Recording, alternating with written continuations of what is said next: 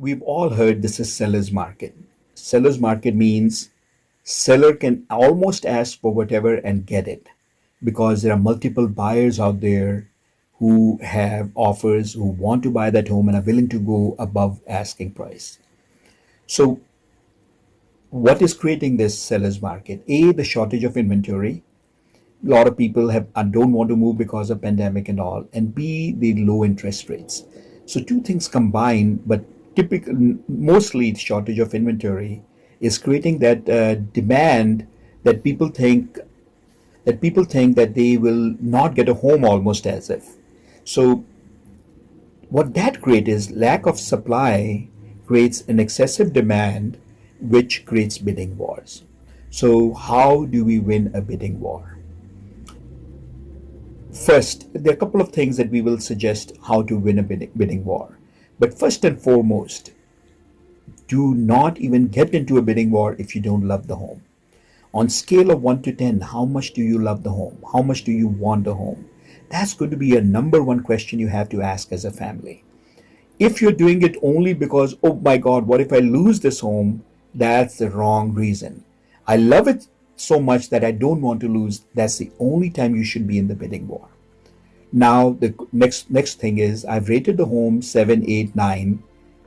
Lower the number, lesser than how much we like. There is no 10 out there. Be assured, even in a highest range, even people who have a $300 million home, they want to put 50 million in it more to make it number 10, and they still don't do it. So there is no number 10 practically. So number 8 and number 9 are good numbers, and that's when the bidding war could be there. So now you've decided that you love the home enough and you want to go for a bidding war. What do? Number 1, put your best foot forward. What does that mean? The highest price you're willing to pay for that home without regretting that you didn't pay and lost it. So let's say the home is 500,000 and there are 15 offers on it. And you tell your realtor that, you know what, I am willing to pay 550 for it.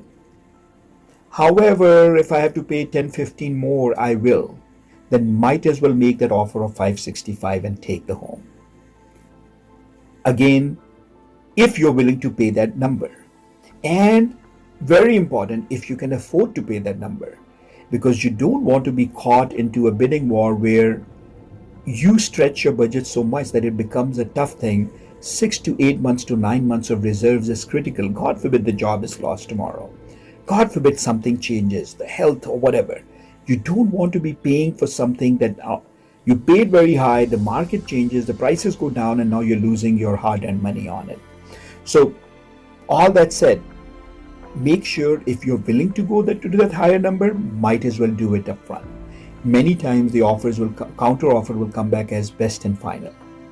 Is that the number that you're willing to pay, that you're happy to get the home at, and totally happy not to get it at if you don't get it at that number, which means you're not regretting losing that home. Oh, I should have paid 5 more, 10 more, 15 more. Then it's past at that point. So a number that you're willing to happily pay, and a number that you're willing to happily move on from, saying, you know what, I paid and I'm not willing to pay any more than that. That's how you win a bidding war. Now what else? Price is only one thing. The second is terms. What does the seller want? Does the seller want to move quickly? Does the seller want to move in a certain time frame when they find the home? What flexibility are you willing to give to the seller? Very important, because a lot of time we think highest price matters. No, the flexibility to the seller matters also.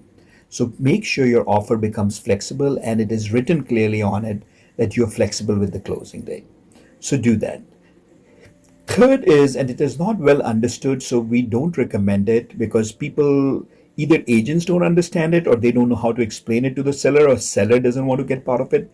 It's called an escalation clause, where you say, I'll pay X above the highest offer. The reason it doesn't work is seller and agents on the other side feel that you're not coming with your best right now, but you're trying to go over the last one for whatever reason. Sometimes escalation clauses work, but many times it goes against you because you haven't put your best foot forward.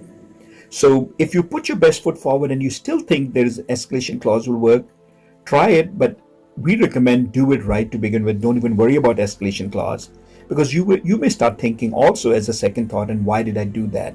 Do I want it at that point? And that's what the seller's concern is also. But it works at times. Another thing is that we talked about obviously is waiving the appraisal. So you say, whatever the home appraisers for, I don't care. I have the extra cash. I will bring the difference to the table. Now, homes are appraising in many cases, surprisingly, even when with bidding wars, because appraisers are keeping that in mind to some extent. But there are times when homes are not appraising, and you need to have enough money in your thing. Last, can you make it a cash offer?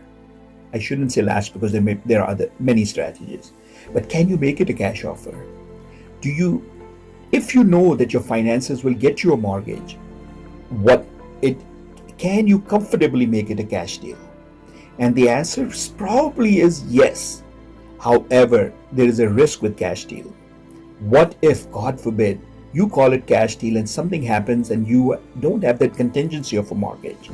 What happens in that case? So that's why contingency is a safety. So make sure your attorney protects you in a cash transaction in certain ways.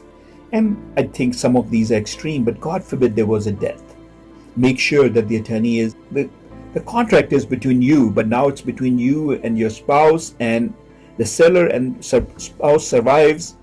Make sure legally it is protected. So again, this was a legal issue. Make sure your attorney protects, but make cash offers only when you're 100% comfortable calling it cash. You couldn't get a mortgage, but you could get the thing someplace else. Again, that was an extreme example of death and all, but the contingencies protect. The minute you keep on taking contingencies in a bidding war, you have to remember you are taking that extra chance. If you love that home that much and you're willing to take that chance completely, because what is the risk otherwise, then you're okay. You'll get the home. Last thing, in the bidding war, remember what goes up comes down. The market will adjust most likely. We don't know when.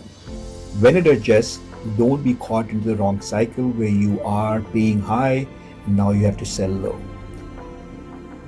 So plan this as a 4, 5, 6, 10, 15-year home.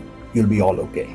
Now things can change, and that's different. You plan, man proposes, God disposes. We plan something and something else happens. None of us can plan everything. It's impossible. However, based on today, if you think you'll move in 2-3 years, do not get into bidding wars. If you think, this is going to keep on going up and I'll make the money at that point, the answer is wrong strategy.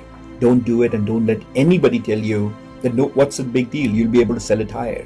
The market can change instantly. Any country event can change it. Any international event can change this completely. And when it changes, it tumbles, unfortunately. So don't plan carefully, but don't be so emotional about it that you don't look at all the things completely. A realtor may tell you it's okay, all okay. We shouldn't be doing that. We should be guiding you, understanding you, making sure what your risk tolerance is, and then go accordingly. Thinking of buying or selling, give us a call. We want to make sure if you're selling that the deals that we accept are the right deals where the person is doing it right, guide you accordingly. If you're buying, we want to make sure, is it okay? If it's okay to lose the home, then it's okay to lose the home. We have to make sure we understand your comfort level, guide you properly. That's why we sit with you as a buyer for 45 minutes, hour, 2 hours as needed, and guide you to make sure you're not making that mistake. And also making sure that if you love the home, you're not losing it in the bidding war. At the end, you're the boss, but our goal is to make sure we help you, guide you, and do what's right for you. Thank you, and we look forward to serving you, residential, commercial. We are here for you. 732-494-2211. Honesty, integrity, that's a promise at our Track Realty. Thank you. Bye.